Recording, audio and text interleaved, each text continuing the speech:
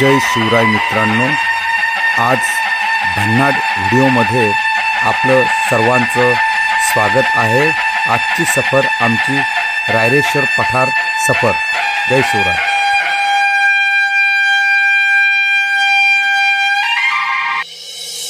प्रौढ प्रताप पुरंदर क्षत्रिय कुलावतंस सिंहासनाधीश्वर राजाधिराज श्रीमंत श्री श्री श्री छत्रपती शिवाजी महाराज की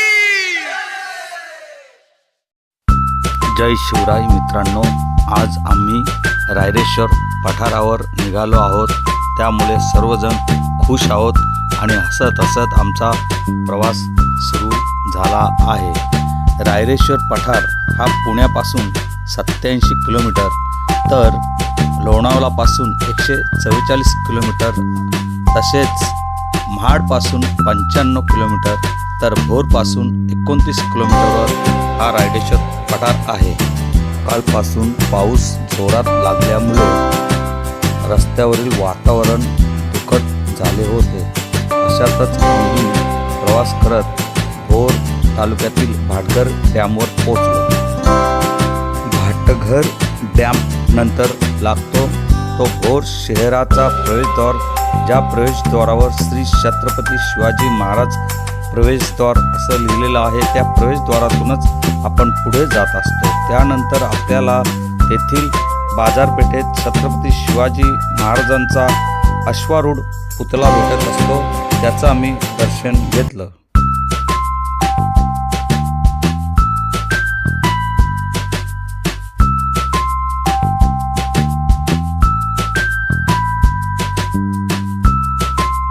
भोर शहरानंतर आपल्याला पुढील ठिकाण लागतंय ते म्हणजे पानवल।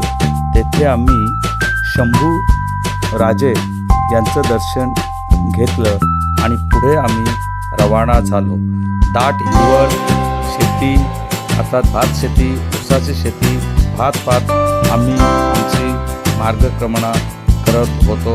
त्यामुळे सर्वांना अतिशय आनंदच वाटत होता। हिरवीगार भात शेती आणि ऊसाची शेती पाहत आपण पोचतो ते भोर तालुक्यातील कोरले गाव, अर्थात हे रायरेश्वराचे पायथ्याचे गाव कोरले गाव।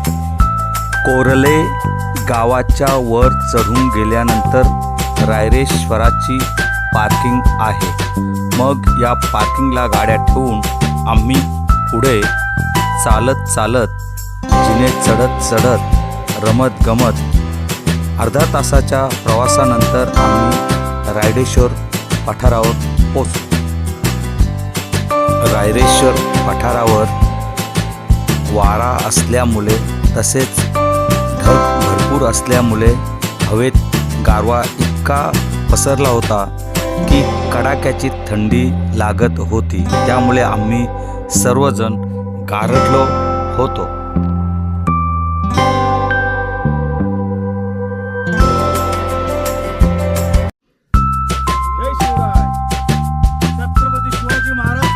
जय हर हर महादेव, हर हर महादेव।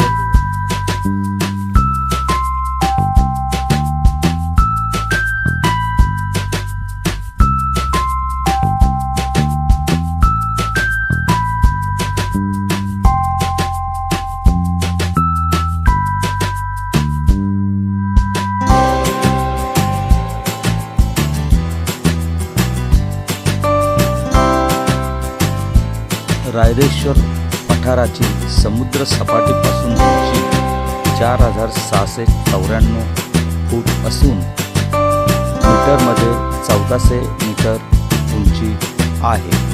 पुणे जिल्ह्यातील सर्वात उंच ठिकाण म्हणून रायरेश्वर पठार गणला जातो।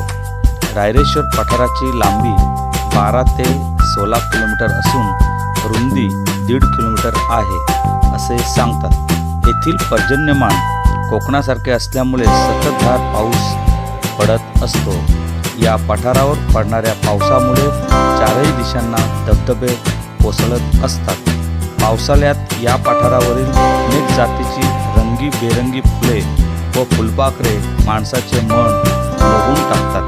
ऑगस्ट आणि सप्टेंबर महिन्यात सर्वाधिक पर्यटक येथे येतात. तसेच या गडावर 7 रंगाची माती आढळून येते. छत्रपती जय शिवराय. शिवाजी महाराज की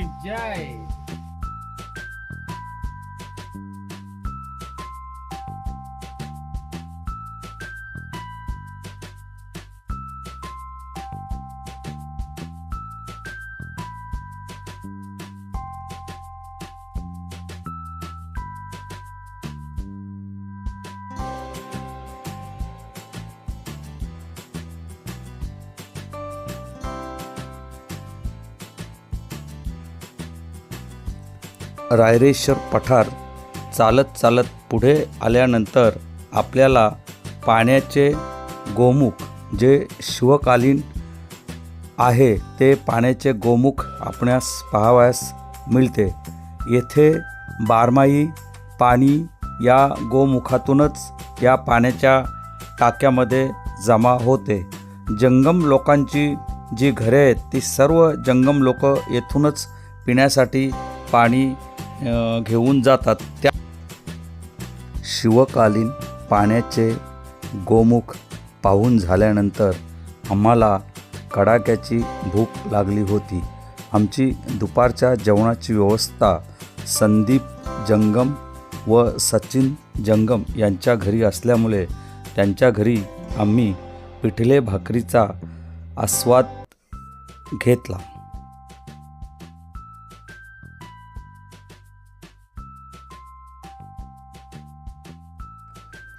महाराष्ट्र राज्य हिरकणी पुरस्कार विजेत्या सौ पूर्णताई पाटील यांनी रायरेश्वर पठारावरील फुलांचा मनमुराद आस्वाद घेतला. तो क्षण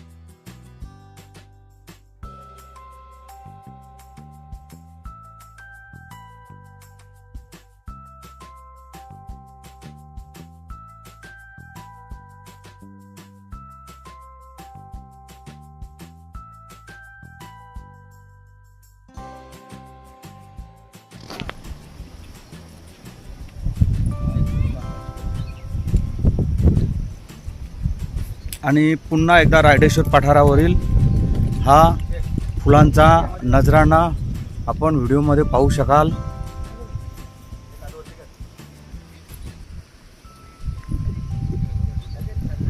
आणि हा जंगम यांची घर आहे.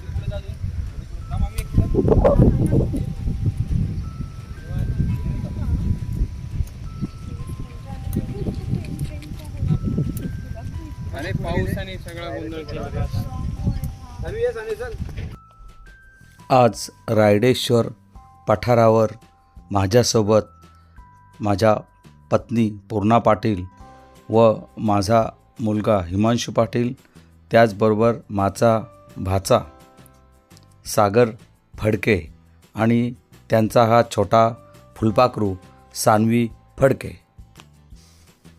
या रायरेश्वर मंदिरात छत्रपती शिवाजी महाराजांनी 26 एप्रिल 1645 साली वयाच्या 16व्या वर्षी स्वराज्याची शपथ घेतली. जय शिवराय.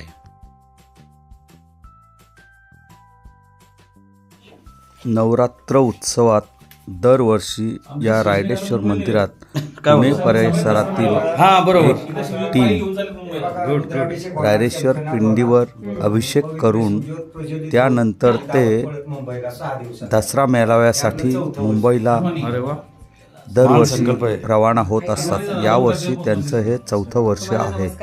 धन्यवाद.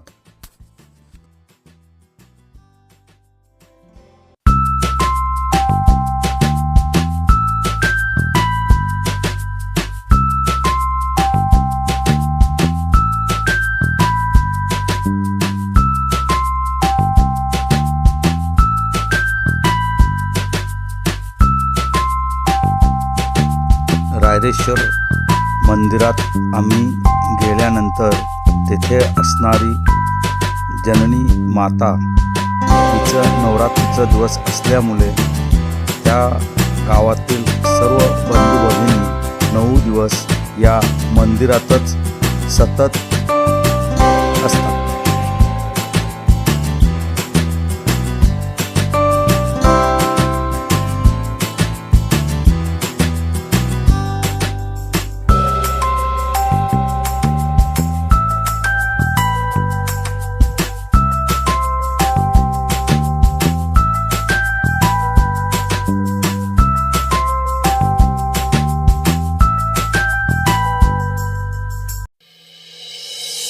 प्रौढ प्रताप पुरंदर क्षत्रिय कुलावतंस सिंहासनाधीश्वर राजाधिराज श्रीमंत श्री श्री श्री छत्रपती शिवाजी महाराज की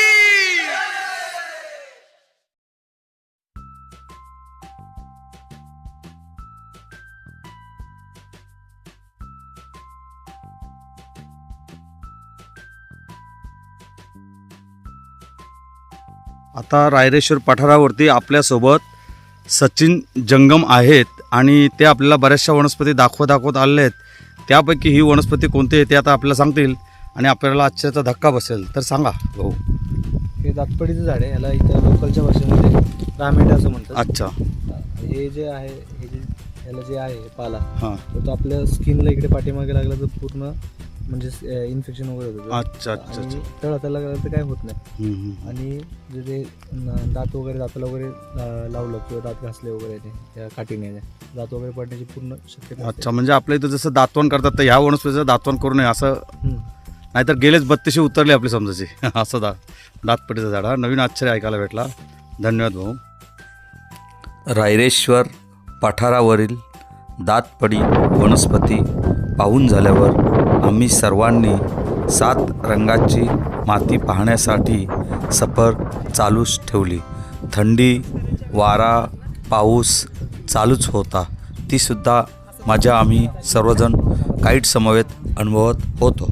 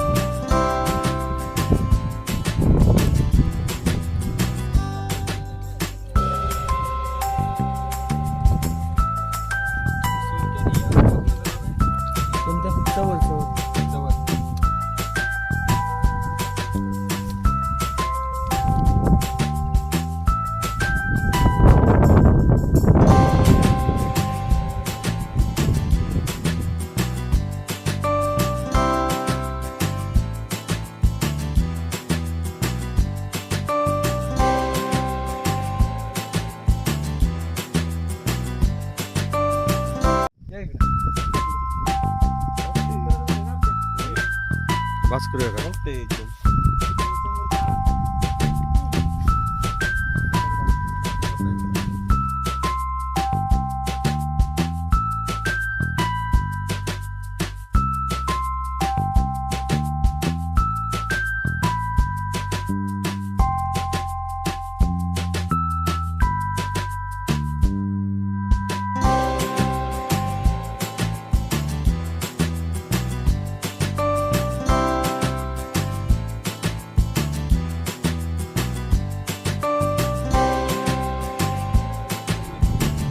सात रंगाच्या मातीपैकी हे पहा, 4 रंगाची माती इथे आपल्याला दिसत आहे. रायडेश्वरच्या परिसरात हे भाऊ आपल्याला माती दाखवतात. सध्या 4 प्रकारची माती भेटली, अजून 3 प्रकारची माती पुढे भेटणार आहे. जय शिवराय.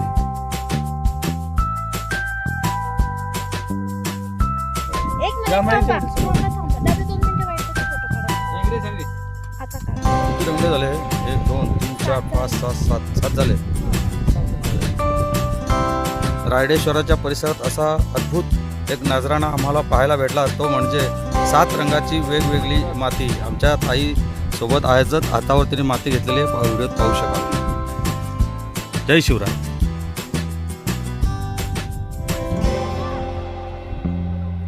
तिकडे इथून जाऊ. जांभळ्या रंगाची माती. नमस्कार मित्रांनो, व्हिडिओ आवडल्यास शेअर करा, लाईक करा. जय शिवराय.